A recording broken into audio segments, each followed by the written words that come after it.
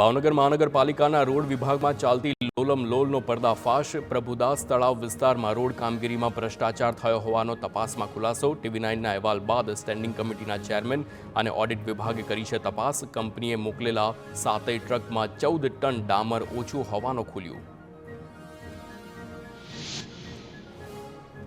સાબરકાંઠાના ઈડરમાં પુરવઠા વિભાગના દરોડાનો કેસ। માર્કેટયાર્ડની 4 પેઢીના માલિકો સામે પોલીસ ફરિયાદ દાખલ। સરકારી અનાજનો જથ્થોનું વેચાણ માટે કર્યો હતો સંગ્રહ। 34 લાખ રૂપિયાનો સરકારી અનાજનો જથ્થો ઝડપાયો હતો। જૂનાગઢમાં ભડકાઉ ભાષણ આપનાર મૌલાના મુફ્તીને કોર્ટમાં રજૂ કરવામાં આવ્યો। પોલીસ કોર્ટ પાસે કરશે રિમાન્ડની માગ। બેંક ખાતા સહિતની આર્થિક વ્યવહારોની થશે તપાસ। तो पुलिस हेडक्वार्टर में मौलाना रात भर हाथ धराई पूछपरछ।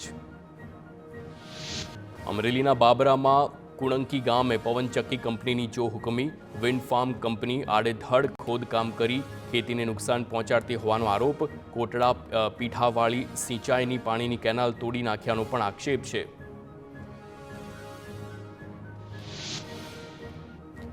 सूरतना मांडवी में स्टोन क्वॉरी में विरोध 5 दिवस माटे अरेठ गाम विरोध बंद रहेशे। ग्रामजनोए क्वॉरी बंद कराववा अनेक वखत करी छे रजूआत, परंतु बंद न करता ग्रामजनोनो शरू कर्यो विरोध।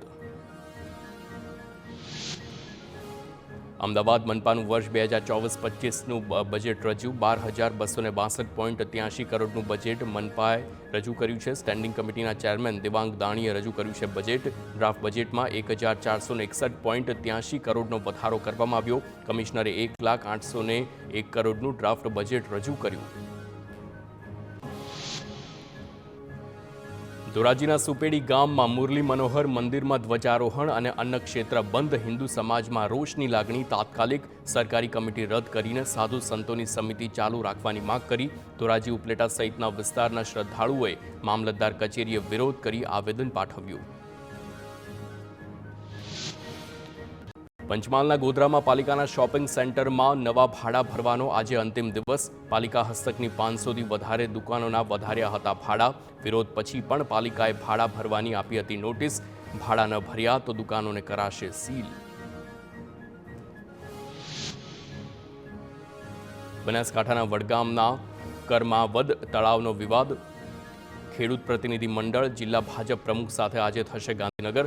તો તળાવ માટે બજેટમાં જોગવાઈ અને મંજૂરીની કરશે માગ। તળાવના પ્રોજેક્ટ માટે ખેડૂતોએ ઉચ્ચારી છે આંદોલનની ચીમકી।